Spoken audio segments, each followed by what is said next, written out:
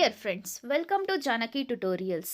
Today we will discuss about communication based questions in repeated in KSET examinations and also NET examinations. Okay, first time ನಮ್ಮ ಚಾನಲ್ನ ನೋಡ್ತಾ ಇದ್ರೆ please subscribe ಮಾಡಿ. ಇದಕ್ಕೆ related notes ಎಲ್ಲಾನು ನಾನು ಟೆಲಿಗ್ರಾಮ್ ಚಾನಲ್ನಲ್ಲಿ ಶೇರ್ ಮಾಡ್ತೀನಿ. ಟೆಲಿಗ್ರಾಮ್ ಚಾನಲ್ ಲಿಂಕ್ನ ಡಿಸ್ಕ್ರಿಪ್ಷನಲ್ಲಿ ಹಾಕಿದ್ದೀನಿ, ಜಾಯ್ನ್ ಆಗಿ. ಓಕೆ, ಸೊ ನಾನು ಸ್ಟಾರ್ಟಿಂಗಿಂದ ಅಂದರೆ ಫಸ್ಟ್ ಚಾಪ್ಟರಿಂದ KSET ಹಾಗೂ NETಲಿ ರಿಪೀಟ್ ಆಗಿರೋ ಕ್ವಶನ್ಸ್ನ ನಾನು ವೀಡಿಯೋಸ್ ಮಾಡ್ಕೊತಾ ಬಂದಿದ್ದೀನಿ. So teaching aptitude, research aptitude related already ವೀಡಿಯೋಸ್ನ ಅಪ್ಲೋಡ್ ಮಾಡಿದ್ದೀನಿ, ಒಂದ್ಸತಿ ವಾಚ್ ಮಾಡಿ. ಸೊ ಥರ್ಡ್ ಚಾಪ್ಟರಲ್ಲಿ ನಾನು ನೋಟ್ಸ್ನ ಶೇರ್ ಮಾಡ್ತೀನಿ ನಿಮಗೆ ಗ್ರೂಪಲ್ಲಿ. ಓಕೆನಾ. Next this is fourth chapter. Okay, 10 days ಇತ್ತು. ಯಾವಾಗ ಅಂದರೆ 3 ಡೇಸ್ ಬ್ಯಾಕಿಂದ ಕೌಂಟ್ ಮಾಡಿದರೆ ಇನ್ನು 10 ಡೇಸ್ ಇತ್ತು ನಿಮಗೆ ಎಕ್ಸಾಮ್ಸ್ಗೆ. ಸೊ 10 ಡೇಸ್ ಸ್ಟ್ರಾಟಜೀಸ್ ಅಂತ ಹೇಳಿ ನಾನು ವಿಡಿಯೋಸ್ ಎಲ್ಲ ಮಾಡ್ತಾಯಿದ್ದೀನಿ. ಇದು ನಿಮಗೆ ಹೆಂಗೆ ಅಂದರೆ ರಿಪಿಟೇಷನ್ಸ್, ಇಷ್ಟು ದಿನ ಏನು ನೀವು ಸ್ಟಡಿ ಮಾಡಿದ್ದೀರಲ್ಲ, ಸೊ ಅದಕ್ಕೆ ಒಂಥರ ಇವೆಲ್ಲ questions revisions. Okay, chapter wise NET KSETನಲ್ಲಿ ರಿಪೀಟ್ ಆಗಿರೋ ಕ್ವಶನ್ಸ್ನ ನಾನು ವೀಡಿಯೋಸ್ ಎಲ್ಲ ಮಾಡಿದ್ದೀನಿ. ಸೊ ನೀವು ಒಂದ್ಸತಿ ವಾಚ್ ಮಾಡಿ. ಇವೆಲ್ಲ ಇಂಪಾರ್ಟೆಂಟ್ ಕ್ವಶನ್ಸೇ. ಓಕೆನಾ, ನೋಡ್ತಾ ಹೋಗೋಣ. ಕಮ್ಯುನಿಕೇಷನ್ ಬೇಸ್ಡ್ ಫಸ್ಟ್ ಕ್ವಶನ್ನ ಸಿ, ದಿಸ್ ಇಸ್ ಏನಂದರೆ NETಲಿ 2021-25 ಈ ಕಮ್ಯುನಿಕೇಷನ್ ಬೇಸ್ ಮೇಲೆ ರಿಪೀಟ್ ಆಗಿರೋ ಕ್ವಶನ್ಸ್ ಇವೆಲ್ಲ. ಓಕೆನಾ, ಸಿ ನೋಡ್ತಾ ಹೋಗೋಣ. First question: in the context of digital communication, which of the following are the examples of simplex type of communication? So ಏನಂದರೆ ಡಿಜಿಟಲ್ ಕಮ್ಯುನಿಕೇಷನ್ಗೆ ಎಕ್ಸಾಂಪಲ್ಸ್ ಅನ್ನಂಗಷ್ಟೇ. ನೋಡಿರಿ ಎಷ್ಟು ಈಸಿ ಇದೆ ಕ್ವಶನ್ನು. ಡಿಜಿಟಲ್ ಕಮ್ಯುನಿಕೇಷನ್ಗೆ ಎಕ್ಸಾಂಪಲ್ ಇದು. ಅದನ್ನೇ ಒಂದು ಸ್ವಲ್ಪ ಈ simplex type of communication following examples ಅಂತ ಕೊಟ್ಟಿದ್ದಾರೆ ಅಷ್ಟೇ. ನಮಗೆ ನೋಡತ್ಲೆ ಏನು ಅನ್ನಿಸ್ತದ ಕ್ವಶನ್ನ, ಏನು ಡಿಫಿಕಲ್ಟ್ ಇದೆಪ್ಪ ಅನ್ನಿಸ್ತದ. But C the options: radio broadcast, television broadcast, computer to printer communication, keyboard to computer communication, walkie-talkie communication. walkie-talkie ಹೌದಾ? ಸೊ ಆಪ್ಷನ್ ಇ walkie-talkie ಕಮ್ಯುನಿಕೇಷನ್. ಸೊ ಯಾವುದು ಇರ್ಬೋದು, ಯಾವುದು digital form of communications? Here the answer will be option number 2, that is C. See the answer, option number 2 is the answer. See, ಇಲ್ಲೇನಿದೆ option number 2 ABCD ಇದೆ ಹೌದಾ? ಸೊ ಯಾವುದು radio broadcasting, television, computer printing, keyboard to computer communications ಅಂತಂದು ಹೇಳಿ. But ಇದೇನು walkie talkie ಏನಿದೆ ಅಲ್ಲ, this communication is not in the form of digital communication. See the explanation, see ಇಲ್ಲಿದೆ ನೋಡಿರಿ, ಏನು ವಾಕಿಟಾಕಿದ ಎಕ್ಸ್ಪ್ಲನೇಷನ್ ಇದೆ ನೋಡಿರಿ. ಏನಿದೆ, it is a half duplex allowing 2-way communication but only one direction at a time. So therefore it is a not, this is not a digital communication. Remaining 4 are the digital communications. Okay, next question: one of the major barriers in organizational communication is, barriers andre negative formats. Okay, semantic distortion, effective downward communication, immediate feedback, flexible human environment. See the barriers of communication. Effective downward communication is a positive. Okay, immediate feedback is a positive way. Flexible human environment is also positive. Here the negative is semantic distortion. See the answer, option number 1. Organizational communication involves the flow of information within an organization. Barriers: see, semantic distortion, it occurs when the meaning intended by the sender is different from the meaning understood by the receiver due to issue with language, jargon, interpretation. This is a common major barrier. So ಅಂದರೆ ಇವಾಗ ನಾವು ಹೇಳೋದು, ಇವಾಗ ನಾವು ಸೆಂಡರು ಹೌದಾ, A ಅನ್ನೋ person sender, B ಅನ್ನೋ person receiver. So A ಅನ್ನೋ ಪರ್ಸನ್ನು ಬಿ ಅನ್ನೋ ಪರ್ಸನ್ನಿಗೆ ಏನಾದರೂ ಹೇಳಬೇಕು ಅಂತಂದರೆ, ಕಮ್ಯುನಿಕೇಟ್ ಮಾಡಬೇಕು ಅಂದರೆ, ಬಿ ಅನ್ನೋ ಪರ್ಸನ್ ಎ ಅನ್ನೋ ಪರ್ಸನ್ ಲ್ಯಾಂಗ್ವೇಜ್ ಎರಡು ಸಿಮಿಲರ್ ಇರಬೇಕು, ಕರೆಕ್ಟಾ? ಸೊ ಇವ ಹೇಳೋದು ಇವನಿಗೆ ಅಂಡರ್ಸ್ಟ್ಯಾಂಡ್ ಆಗಬೇಕು. ಬಟ್ ಇದು ಅಂಡರ್ಸ್ಟ್ಯಾಂಡ್ ಆಗಲಿಲ್ಲ ಅಂದರೆ that is known as what is that semantic distortion ಅಂತ. ಓಕೆನಾ? ಸೊ ಅಂದ್ರೇನು, different from the meaning understood by the receiver. ಇವನ್ನೇ ಎ ಅನ್ನೋ ಪರ್ಸನ್ನೇ ಒಂದು ಹೇಳೋದು, ಬಿ ಅನ್ನೋ ಪರ್ಸನ್ನೇ ಇನ್ನೊಂದನ್ನು ಅಂಡರ್ಸ್ಟ್ಯಾಂಡ್ ಮಾಡ್ಕೊಳೋದು. So this is called as semantic distribution. This is one main barrier to the communication. Okay, next question. Which one of the following helps in improving an uh communication? So ಇಲ್ಲೇನಂದರೆ ಈ ಥರ options ಏನಿರ್ತಾವಲ್ಲ, ಇಲ್ಲಿ ಈ options up to E ಅಂದರೆ 5 options ಇದ್ದಾವೆ. ಈ 5 option ಒಳಗಡೆ ಯಾವುದು ರೈಟ್ ಅಂತ ಇಲ್ಲಿ ಕೊಟ್ಟಿದ್ದಾರೆ. ಇದರಲ್ಲಿ ಯಾವುದಾದ್ರೂ ಒಂದು ಆಪ್ಷನ್ ನೆಗೆಟಿವ್ ಪಾಸಿಟಿವ್ ಅಂತ ಕೇಳಿದ್ರೆ ನಾವು ಒಂದು ಆನ್ಸರ್ ಟಕ್ ಅಂತ ಹಾಕ್ಬಿಡ್ಬೋದು. ಬಟ್ ನಮ್ಮ ಕನ್ಫ್ಯೂಷನ್ ಎಲ್ಲಾಗುತ್ತೆ ಅಂದರೆ A B C are right, C D E are right. So ಈ ಥರ ಕೊಟ್ಟಾಗ ನಮಗೆ ಕನ್ಫ್ಯೂಷನ್ ಅನ್ನಿಸ್ತದೆ. ಸೊ ನಾವೇನು ಮಾಡಬೇಕಂದ್ರೆ, ಒಂದು ಇದು ಈಸಿಯೆಸ್ಟ್ ಏನಂದರೆ ಇಂಪ್ರೂವಿಂಗ್ ಕಮ್ಯುನಿಕೇಷನ್ ಅಂತಂದರೆ ಪಾಸಿಟಿವ್ ಆನ್ಸರ್ಸ್ ಇರಬೇಕಿಲ್ಲಿ. ಹೌದಾ? ಸೊ ಪಾಸಿಟಿವ್ ಆನ್ಸರ್ಸ್ ಎಲ್ಲಿದ್ದಾವೆ ಅವನ್ನ ರೈಟ್ ಹಾಕ್ರಿ. ಇಫ್ ಇನ್ ಕೇಸ್ ಇಲ್ಲೇನಾದರೂ ನೆಗೆಟಿವ್ ಆನ್ಸರ್ಸ್ ಇತ್ತು ಅಂದರೆ ಅದನ್ನ ಕನ್ಸಿಡರ್ ಮಾಡ್ಲಿಕ್ಕೆ ಹೋಗಬೇಡ್ರಿ. ಅವ್ರು if in case option number A negative ಅನಿಸಿದ್ರೆ ಎ ಅಂತ ಎಲ್ಲಿದೆ, ಇಲ್ಲಿದೆ ಕರೆಕ್ಟಾ, 1 and 4. ಹಾಗಂದರೆ ಇವೆರಡು ಆನ್ಸರ್ಸ್ ಆಗೋದೇ ಇಲ್ಲ. Remaining B and C option ಒಳಗಡೆ ಆನ್ಸರ್ ಇರುತ್ತೆ ಅಂತ ಅರ್ಥ. ಹೌದಾ? ಸೊ ಈ ಥರ ಫೈಂಡ್ ಔಟ್ ಮಾಡಬೇಕು. ಎಕ್ಸಾಮ್ಸ್ ಒಳಗಡೆ ನಾವೇನು ಓದಿರ್ತೀವಲ್ಲ ಬುಕ್ ಒಳಗಡೆ, ಯಾವಾಗಲೂ ನಾವು ಬುಕ್ಕಿಶ್ ಆಗಬಾರ್ದು.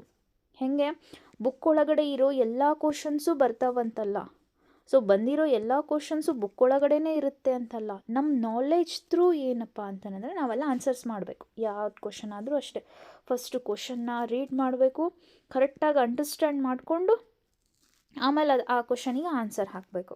ಓಕೆ, ಸೊ ಎಲ್ಲೋ 50% ಬುಕ್ ಒಳಗಡೆ ಇರೋವಂಥ ಕ್ವಶನ್ಸೇ ಡೈರೆಕ್ಟಾಗಿ ಬರೋದು. ಇನ್ನು 50% ಕ್ವಶನ್ಸ್ ಏನಿದಾವಲ್ಲ ಅವನ್ನ ನಾವು ಥಿಂಕ್ ಮಾಡಿ ಆ ಟೈಮ್ ಒಳಗಡೆ ಟಿಕ್ ಮಾಡಬೇಕಾಗಿರ್ತೈತಿ. ಓಕೆ, ಸಿ ಇಲ್ಲೇ ಅಬ್ಸರ್ವ್ ಮಾಡ್ತಾ ಬರ್ರಿ. ಏನಂದರೆ ಫಸ್ಟ್ ಆಪ್ಷನ್ ಏನಿದೆ, not paying attention to others idea. ಅಂದರೆ ಏನು, ಇನ್ನೊಬ್ಬರು ಐಡಿಯಾಸ್ ಏನು ಹೇಳ್ತಿರ್ತಾರಲ್ಲ ಅದ್ರ ಕಡೆ ಅಬ್ಸರ್ವ್ ಮಾಡೋಂಗಿಲ್ಲಪ್ಪ, ನಾನು ಅನ್ಕೊಳೋದು. ಇದು ಪಾಸಿಟಿವ್ ಆಗುತ್ತಾ ನೆಗೆಟಿವ್ ಆಗುತ್ತಾ? ದಿಸ್ ಇಸ್ ಎಕ್ಸಾಕ್ಟ್ಲಿ ನೆಗೆಟಿವೇ. ನಾಟ್ ಅಂತ ಫಸ್ಟ್ ಬಂದೇ ಬಿಟ್ಟಿದೆ. ಹೌದಾ? ಸೊ ಹಾಗಂದರೆ ಫಸ್ಟ್ ಆಪ್ಷನ್ನೂ ಆಗೋಲ್ಲ, 4th ಆಪ್ಷನ್ನೂ ಆಗೋಲ್ಲ, ಬಿಕಾಸ್ ಅಲ್ಲಿ ಎ ಅನ್ನೋ ಆಪ್ಷನ್ ಇದೆ. ಕರೆಕ್ಟಾ? ಸರಿ, ಇನ್ನು ರಿಮೈನಿಂಗ್ ಬಿನಾದರೂ ಆಗುತ್ತೆ, ಸಿನಾದರೂ ಆಪ್ಷನ್ಸ್ ಆಗುತ್ತೆ. ನೋಡೋಣ next B option, comprehensible encoding. So ಇಲ್ಲಿ ಎನ್ಕೋಡಿಂಗ್ ಇರುತ್ತೆ. ಕರೆಕ್ಟಾ? So this is right. ನಿಮಗೆ ಗೊತ್ತಾಗಲಿಲ್ಲ ಆಪ್ಷನ್ ಹಾಗೆ ಇಟ್ಟಿರಿ.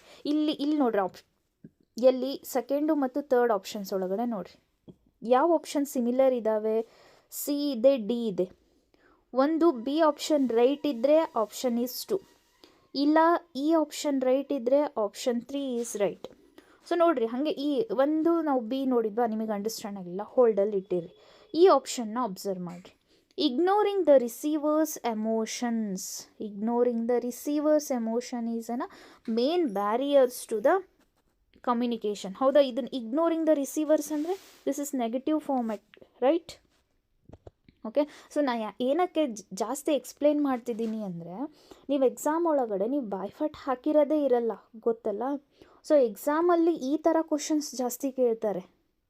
ಈ ಥರ ಕ್ವಶನ್ಸ್ ಬಂದಾಗ ಹೆಂಗೆ ಸಾಲ್ವ್ ಮಾಡಬೇಕು ಅನ್ನೋದನ್ನು ನಿಮಗೆ ಗೊತ್ತು. ನಾನು ನೀವು ಸ್ಕಿಪ್ ಮಾಡ್ತಾ ನೋಡ್ತಿದ್ದೀರಿ ಅಂತಂದು ಗೊತ್ತಿದೆ, ಎಕ್ಸ್ಪ್ಲನೇಷನ್ ಜಾಸ್ತಿ ಆಯಿತು ಅಂತ ಹೇಳಿ. ಬಟ್ ಇದು ಇಂಪಾರ್ಟೆಂಟ್, ನಿಮಗೆ ಸ್ಕಿಪ್ ಮಾಡದೆ ನೋಡಿ, ನಾನು ಹೇಳೋದೆಲ್ಲ ನಿಮಗೆ ಅಂಡರ್ಸ್ಟ್ಯಾಂಡ್ ಆಗುತ್ತೆ. ಈಸಿಯಾಗಿ ನೀವು KCETನ ಫಸ್ಟ್ ಅಟೆಂಪ್ಟಲ್ಲೇ ಪಾಸ್ ಆಗ್ಬೋದು. ಓಕೆ, ಸಿ ಏನಂದರೆ ಇಲ್ಲಿ ಇಗ್ನೋರಿಂಗ್ ದ ರಿಸೀವರ್ಸ್ ಎಮೋಷನ್ಸ್ ಅಂತ ಹೇಳಿದೆ. ಇಗ್ನೋರಿಂಗ್ ಈಸ್ ಅನ ನೆಗೆಟಿವ್ ಫಾರ್ಮ್, ಕರೆಕ್ಟಾ? ಸೊ ಹಂಗಂದ್ರೆ ಈ ಆಪ್ಷನ್ ಬರಲ್ಲ ರೀ. ಈ ಆಪ್ಷನ್ ಬರಲ್ಲ ಅಂದರೆ ಆಪ್ಷನ್ ಸಿ ಏನೈತಲ್ಲ ಇದು ಬರೋದೇ ಇಲ್ಲ ಆನ್ಸರ್. ಹಾಗಾದ್ರೆ ಉಳಿದಿದ್ದು ಯಾವುದು? Option number 2. Option number 2 is the answer. ನೀವು ರಿಮೈನಿಂಗ್ ಇವೇನಿದಾವಲ್ಲ ಆಪ್ಷನ್ಸ್ನ ಓದ್ದೇನೆ ನೀವೇನು ಮಾಡ್ಬೋದು, ಆರಾಮಾಗಿ ಆಪ್ಷನ್ 2 ಅಂತ ಹೇಳಿ ಟಿಕ್ ಹಾಕ್ಬೋದು. ಹೌದಾ? ಸಿ ಬೇಕಾದ್ರೆ ನೋಡಿರಿ, ಬಿ ಆಪ್ಷನ್ ಬಿ ಎನ್ಕೋಡಿಂಗ್ ಮಾಡಲೇಬೇಕು. Clarifying the purpose of the message, this is also positive format. Identifying the needs of the receivers, this is also positive format. ಹೌದಾ? ಸೊ ಇವು 3 ಆರ್ ಪಾಸಿಟಿವ್. ಕೇಳಿದ್ದು improving the communications ಅಂದರೆ positive formats ಯಾವ್ಯಾವ ಇದ್ದಾವೆ ಅಂಥೇಳಿ ನೋಡಿರಿ. ಎಷ್ಟು ಈಸಿಯಾಗಿ ಕ್ವಶನ್ನ ಸಾಲ್ವ್ ಮಾಡ್ಬೋದು. ಸೊ ಯಾವುದು ಆನ್ಸರ್ ಆಗುತ್ತೆ? Option number 2. So other explanations ಇದ್ದಾವೆ, ಒಂದ್ಸತಿ ನೋಡ್ಕೊಳ್ರಿ. Okay, see the next question. C the fourth question. The correct sequence of media profit maximization strategies listed by B.L. Otler is. So ಏನು ಬೇಕಂದ್ರೆ ನಮಗೆ ಮೇಯ್ನಾಗಿ B.L. Otler ಹೇಳೋ ಪ್ರಕಾರ ಅದಿರಲಿ ಸೈಡಿಗೆ. ಓಕೆ, ಬಟ್ ನಮಗೇನು ಬೇಕಿಲ್ಲಿ ಮೀಡಿಯಾ ಪ್ರಾಫಿಟ್ ಮ್ಯಾಕ್ಸಿಮೈಸೇಷನ್ನ ಸಿಕ್ವೆನ್ಸ್ ಆಗಿ ನಾವು ಫಾರ್ಮ್ಯಾಟ್ ಮಾಡಬೇಕು. ಹೌದಾ, ಸಿರೀಸಾಗಿ ಬರೀಬೇಕು. ಹೇಗೆ? ಸಿ, ಇಲ್ಲೇನಿದೆ, ಒಂದು celebrity, spectacular performance, synergy, planned obsolescence, logic of safety ಅಂತಂದು ಹೇಳಿದೆ. ಹೌದಾ, ಸೊ ನಾವು ಏನೋ ಒಂದು ಪರ್ಪಸ್ ಕ್ರೋನಾಲಜಿಕಲಾಗಿ ಹೋಗಬೇಕು ಅಂದರೆ ಫಸ್ಟು ನಮಗೆ ಪ್ರಾಬ್ಲಮ್ ಏನಿದೆ ಅದು ಫೈಂಡ್ ಔಟ್ ಮಾಡಬೇಕು. ಹೌದಾ, ಸೊ ಏನಂದರೆ ಸೆಕೆಂಡ್ ಒನ್ನೇ ಮೇನ್ ನಮ್ಮ ಆಬ್ಜೆಕ್ಟಿವ್ ಏನಿದೆ ಅದು ನೋಡ್ಕೋಬೇಕು.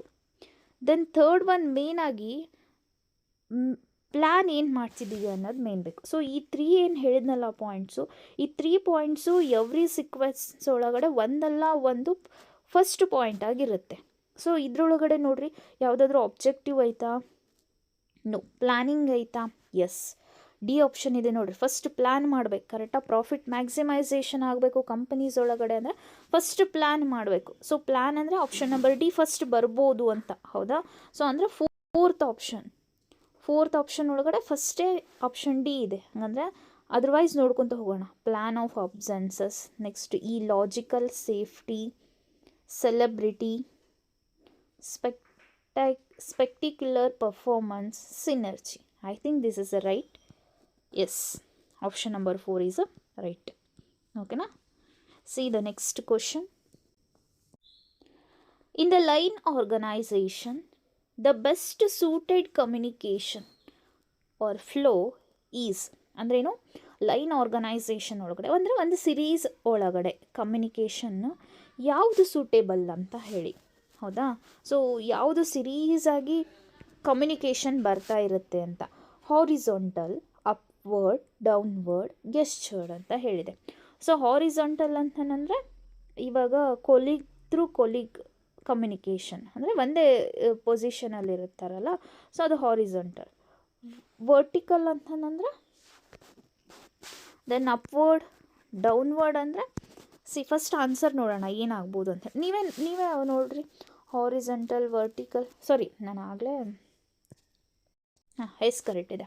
ಸೊ ಇಲ್ಲಿ ಅಪ್ವರ್ಡ್ ಅಂತಂದರೆ ಎಂಪ್ಲಾಯೀಸ್ ಏನಿರ್ತಾರಲ್ಲ, ವರ್ಕರ್ಸ್, ಈ ವರ್ಕರ್ಸ್ ಟು ಏನಂದರೆ ಹೈಯರ್ ಅಥಾರಿಟಿ ಅವ್ರ ಹೆಡ್ ಆಫೀಸ್ಗೆ, ಏನು ಇಲ್ಲಿಂದ ವರ್ಕರ್ ಥ್ರೂ ಹೆಡ್ ಆಫೀಸಿಗೆ ಹೋಗೋದು ಎಲ್ಲ ಇನ್ಫಾರ್ಮೇಷನ್ನು, ಅದನ್ನ ಏನನ್ಬೋದು?